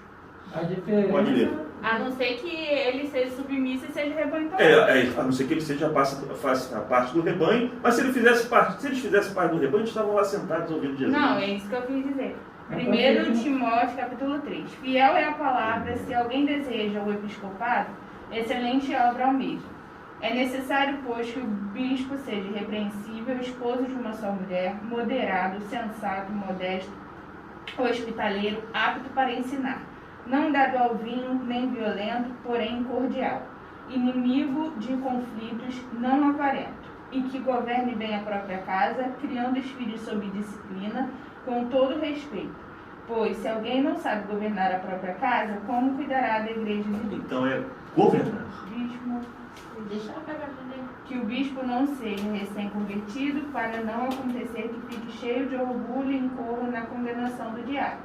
É necessário também que ele tenha bom testemunho dos de fora, a fim de não cair na desonra e no laço do diabo. Do mesmo modo quanto aos diáconos, é necessário que sejam respeitáveis, de uma só palavra, não inclinados a muito vinho, não gananciosos, conservando o ministério da fé com uma consciência limpa. Então, quando os filhos são crianças, eles são obrigados a ficar no rebanho de Deus. Estou falando de pastor. Mas depois que vira adulto, você não tem como trazer. Então, se ele não vier por conta própria, ele não faz parte do rebanho. Se ele não faz parte do rebanho, ele não é prioridade. Mas a forma como você falou aí, você até bateu aí com tanta ênfase, né? É que a sua família que se lasque. Não é. Porque Não, primeiro então, é o esse, rebanho. olha, de novo, esse entendimento, né, do família que se lasca, ele é mundano. Porque o entendimento de Jesus é aquele. Eu acho a Quando as diferença. pessoas fazem teologia... Quem é minha mãe? Quem é minha mãe e meus irmãos? Aquele que ouve a palavra de Deus e aguarda. Quase foi. Mas eu também acho. Não é só teologia, não. Mas eu acho assim, pastor. Conforme está a família dentro de casa ali, Quem faz teologia já fica um tratamento assim mais visual, assim, de como pai e como pastor, certo? E os outros rebanhos estão nos suas casas, seus lares. Entendeu? Então, de qualquer forma, Estão cuidados? Já não sei. Estão cuidados. você está entendendo? Estão governados?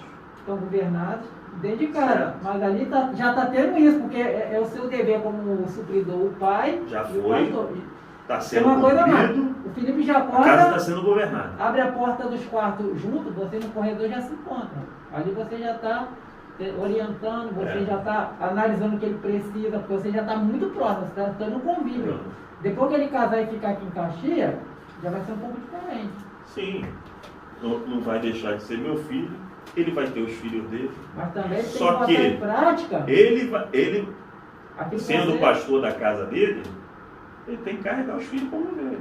Se você for um bom exemplo para ele, Ele quando tem que tiver a governar a família casa dele. E Olha. aí não é governar conforme sentimento.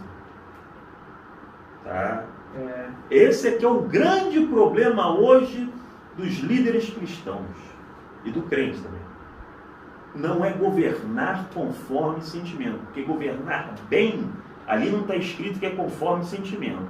É trazer seus filhos em sujeição. É disciplina. disciplina. Disciplina e Se for respeito. com sentimento, vai desagradar a Deus. Eu só acho assim que a cerca, eu tenho observado muita cerca assim, igual o do pastor Narciso, a família dele toda, assim, tem os defeitos porque toda família tem defeito. Sim. Mas assim, se olhar para o rol de filhos dele, todos na casa do Senhor, todos casados, todos com filhos, todos fazendo a obra de Deus. É uma coisa linda de se ver. Mas assim, eu acho que Se eles não conforme a cuidarem dos filhos deles, conforme a educação que você vai passando, eu observei que tem que ter uma só palavra. Porque até o membro, se chega um pastor e fala uma coisa, aí amanhã vem outro pastor e fala outra coisa, o que vai acontecer na mente dos membros? Vai ficar confuso. Uns vão respeitar o que o pastor primeiro falou, depois outros vão respeitar o que o segundo pastor falou. Na casa é a mesma coisa, igual. Na minha casa, eu tive educação.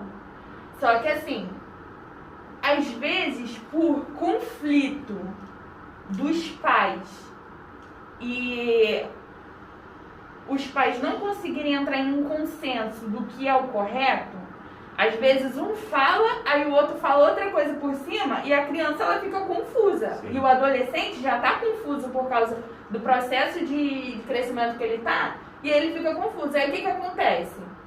A criança acaba ficando sem disciplina, porque um fala uma coisa, o outro fala outra coisa, e aí, se os dois não estão de acordo, o que dirá os filhos? é por isso que a Tá Bíblia entendendo? coloca uma ordem. A mulher tem que ser submissa ao marido. Aí as pessoas, machismo, essa coisa toda. Não, a casa tem que ter uma ordem, tem que ter alguém que manda.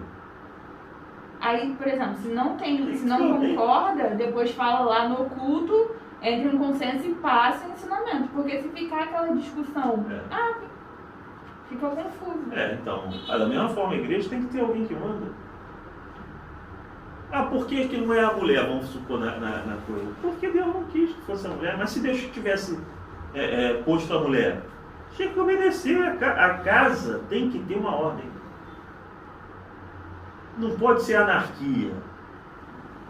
Fica a cabeça de cada um. Não pode nem ficar a cabeça do líder da própria casa. Que aí coloca bem claro, governar bem a sua própria casa, trazer os filhos em sujeição. Não está falando de chamego, carinho, não está falando disso. Para Deus isso não é governar bem a própria casa. Não que você vai chutar a cabeça. Fazer igual você faz. Diz a irmã Lidéia que eu faço, eu chuto a cabeça de todo mundo. Mas é governar de uma maneira que Deus queira. Nem o homem pode fazer aquilo que ele pensa, que ele acha. Ele tem que saber o que Deus quer para aplicar na própria casa. Agora, é muito complicado esse capítulo de Timóteo, porque assim, se a gente for pelo que ele está falando aqui, muita coisa tem que mudar na passagem de ensino dentro da igreja. Sim. Porque eu li aqui a parte do bispo e dos diáconos, só que aqui fala a parte das mulheres. E assim, é muito privativo. Da mesma forma para as mulheres em traje decente, sem enfeite, com modéstia e bom senso. Não com tranças no cabelo, ouro, pérolas ou roupas caras, porém com boas obras, como convém às mulheres que professam ser piedosas. A mulher aprenda em silêncio, com toda submissão, e não permita que a mulher ensine, nem exerça autoridade sobre o homem. Este já, porém, em silêncio, porque primeiro foi formado Adão, depois Eva. E Adão não foi iludido, mas a mulher, sendo enganada, caiu em transgressão. Mas ela será salva tendo filhos, se permanecer em fé, amor e santificação com bom senso. Assim, aí aqui a mulher não poderia nem ensinar. Não, Assim, aí está aqui tratando do seu relacionamento com o homem. Os dois capítulos aqui também, assim. O seu relacionamento, o Hoje relacionamento da não tá mulher mais- com o homem, com o marido dela. Tanto que fala, não permite que a mulher ensine o homem, né? Então, está falando do relacionamento homem e mulher. Tá? Não exatamente do ensinar, porque fala de mulher profetizando na igreja de Corinto, então não é relacionado a todas as mulheres com relação a ensino de igreja, está falando mais com que relação... estava falando dentro da igreja, porque eu falei assim, ué, hoje a mulher Não. ensina para falar. Aí, tanto que fala aí, não permite que a mulher ensine o homem, para ela aprender com o homem, né? Ah, tá, nem Então é um relacionamento conjugal. Tá? Ah, Então, ou seja, toda a responsabilidade do governo da casa está sobre o homem. Tu também vai dar moral da pessoa que governa, a pessoa que fala, a pessoa que... Bom, então, uma Porque às vezes o que pergunta. acontece, se a pessoa fala, mas não tem moral naquilo que fala, Não também eu adianta acho nada. que... Aí uma pergunta fica: alguém conhece a mulher de Eli? De quem? Eli que criou Samuel? Uhum. Alguém ouve na Bíblia falar da mulher de Eli? Acho que não. Por quê? Porque é a responsabilidade do homem. O governo da casa é do homem. O problema dos filhos dele de fazer a baderna que eles faziam foi cobrado do homem. Não foi da mulher de Eli, que deve ter sido a única. A função era dele, né? Era dele. agora, pastor, o que estava escrito lá em Mateus, que é o outro versículo que eu estava procurando, Sim, Mateus 5:22. Porém lhes digo que todo aquele que se irá contra o seu irmão estará sujeito a julgamento. E quem insultar o seu irmão estará sujeito a julgamento do tribunal. E quem o chamar de tolo estará sujeito ao inferno de fogo. mas acho que não é essa, não. Outra passagem de ira também. Porque a tradução dela é diferente. Não, tem uma outra passagem sobre ira também. A minha Nova Almeida atualizada. Eu acho que é aquela que a pessoa vai levar você a pagar até o último centavo, se não me engano. Entender que sentia uma linguagem do tradutor da época do tradutor do português do João Ferreira de Almeida. Não tem nada a ver com as línguas originais. Mas, cuidando do templo do Espírito Santo, da mesma forma, da edificação do templo, cuidando da edificação do templo do Espírito Santo, da mesma forma que o pessoal cuidou no passado, a glória do Senhor vem. Se eu cuidar e manter a santidade, a glória do Senhor vem. Eu quando fui para a igreja, no caso, eu só ia, quanto mais eu achava que eu ia ter os prazeres que o mundo oferece, que me afastava que era do pecado mesmo, certo? Aí quando eu me disciplinei, eu comecei a cuidar, aí comecei a ficar em casa, parei de noitada, parei de botar álcool, parei de andar certo tipo de roupa, certo tipo de palavra. Aí o que? É como fosse assim, entrou a luz dentro de mim e mudou tudo por dentro, assim, a área emocional, sentimental, e tive outra visão das coisas. Primeiro a gente também, para que Deus venha habitar também, tem que ter um... Sim. E voltando, só voltar um pouquinho, depois a gente vai ler a conclusão. Nessa questão, tem gente que faz dualismo, tá, irmão? O que é dualismo? Tem que ser 8 ou 80, tem que ser uma coisa ou outra. Você trazer os seus filhos em sugestão, governar bem sua própria casa, dar prioridade ao rebanho, aí falando de pastor, né? Dar prioridade ao rebanho, porque ele pertence a Deus, não pertence a si, do que dar prioridade à sua família, não quer dizer que você não tenha que amar sua família, porque tem gente que entende assim, né? O pensamento dualista é assim: então não tem que amar minha família?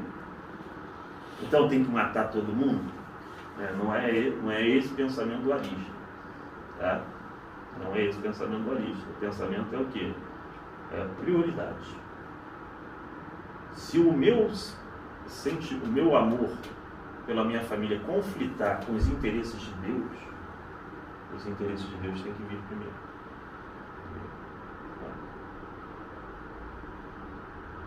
Funciona dessa maneira. Foi o que Jesus fez. Não é que Jesus não amasse os seus. Vocês estão no DVD, Com certeza, eles amavam. num DVD ou numa palestra, num debate, eu não sei, o pastor falou que ele chegou diante da igreja, o filho dele se tornou para as coisas erradas, Sim. se desviando, essas coisas assim, não sei se foi por animal ou por tráfico, alguma coisa assim.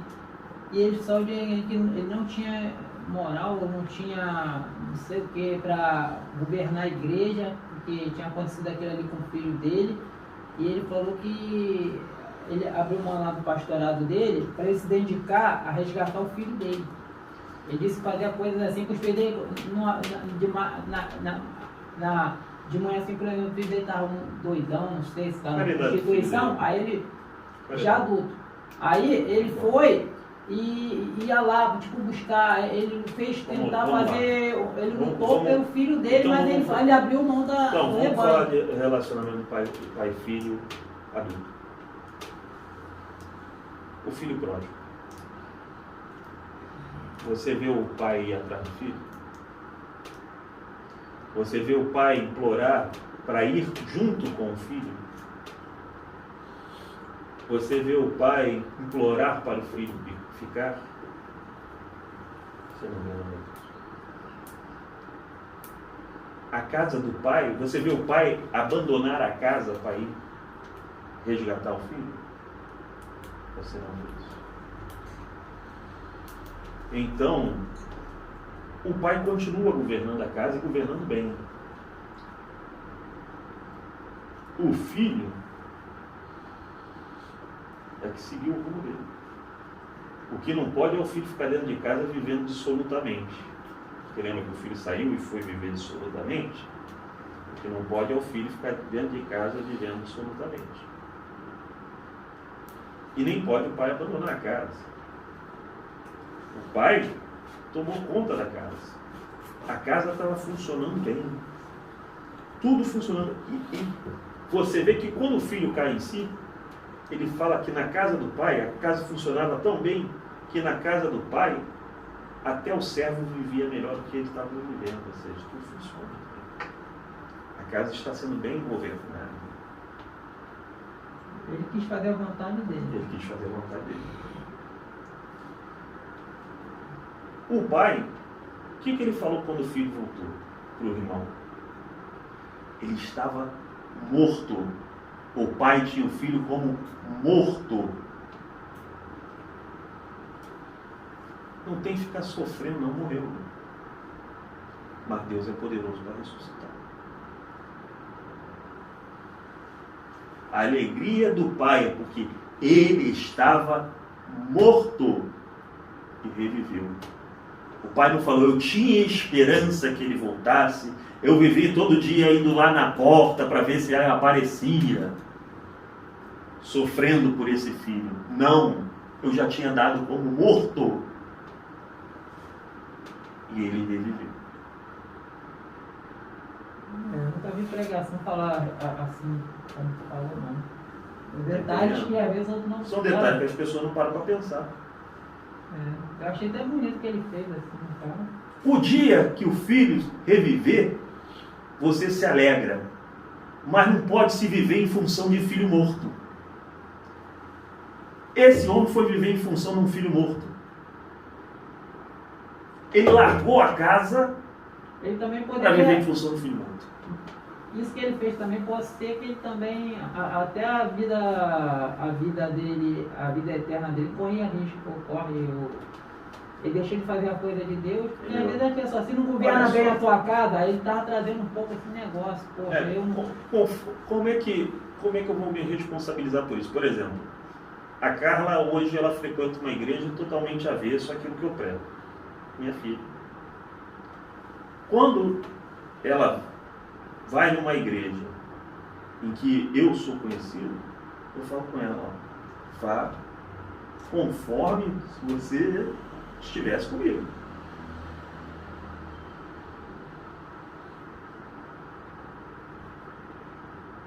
Está entendendo? Porque eu governo. Se o filho adulto quer fazer outra coisa, aqui não. Quem vai ver, fala assim, ele não orienta nem a filha dele, não orienta, tem esse lado, né? Se qualquer um dos meus filhos falar, eu vou, mas eu não quero, eu não vou me sujeitar àquilo que o senhor está falando. Eu falo, então não vá. Não quero você lá. Está entendendo? Mas tem filho que peita. Eu vou. Tem filho que quer peitar. Eu vou e vou do jeito que eu quero e vou te afrontar. Aí a atitude do pai é qual? Bom, você é obrigado a me enquadrar lá na frente de todo mundo. Vai passar vergonha. E que tem gente que acha que é errado. É onde eu falo com oportunidade, eu tenho a oportunidade de perguntar aí meu filho Felipe, né, eu falei, ele sabe que eu sou contra isso, sou contra aquilo, ele insistiu em vir fazendo isso todo, está em rebeldia, eu exponho. Tem gente que acha que isso é errado. Eu não acho não, se a pessoa já foi ali pra... Mas tem gente que acha. Hoje nós vivemos uma situação que o texto bíblico ele manda chamar a atenção do presbítero quando o presbítero erra, na frente de todos. Está cheio de crente falando que não deve fazer isso. E agora sob ameaça, né? Gera processo, gera aquilo. O negócio está complicado. A conclusão diz: nunca houve na terra um homem com tanta sabedoria como Salomão e que soubesse empregá-la com justiça e correção durante anos de reinado. Este grande rei de Israel, em seu governo, proporcionou ao povo de Deus um longo período de paz, harmonia e prosperidade. Ele usou sua sabedoria tanto para consolidar seu poder, quanto para construir um majestoso templo para a morada e culto a Deus. Amém? Vamos estar de pé, vamos estar agradecendo a Deus. Nossa irmã está ali orando. Eu vou estar enfrentando a bênção apostólica. Pai querido, Pai amado, diante da tua presença, Senhor, nos encontramos e queremos te agradecer, Senhor, porque conseguimos chegar na tua casa, Senhor, em segurança, para juntos estudarmos, Senhor, mais e mais a tua palavra. Leva-nos, Senhor, para nossas casas, nossos lares de segurança, Senhor, nos dê um tempo de domingo abençoado, cheio da tua presença, fala os nossos corações, Senhor, e que à noite nós possamos, Senhor, estar te louvando e te adorando, Senhor, na tua casa, Senhor. Tudo isso que nós pedimos, te agradecemos em nome de Jesus. Amém. Estando as mãos, que o amor de Deus, nosso Pai, a graça de nosso Senhor e Salvador Jesus Cristo, a comunhão, as doces consolações do Espírito Santo de Deus, seja com todos que aguardam a volta do Senhor Jesus, e digamos todos: Amém. A vitória é nossa, Pelo sangue de Jesus. se Deus é por nós, Quem será contra nós? até aqui, Nos ajudou, e por Senhor. isso, Estamos Deus orando. abençoe a todos.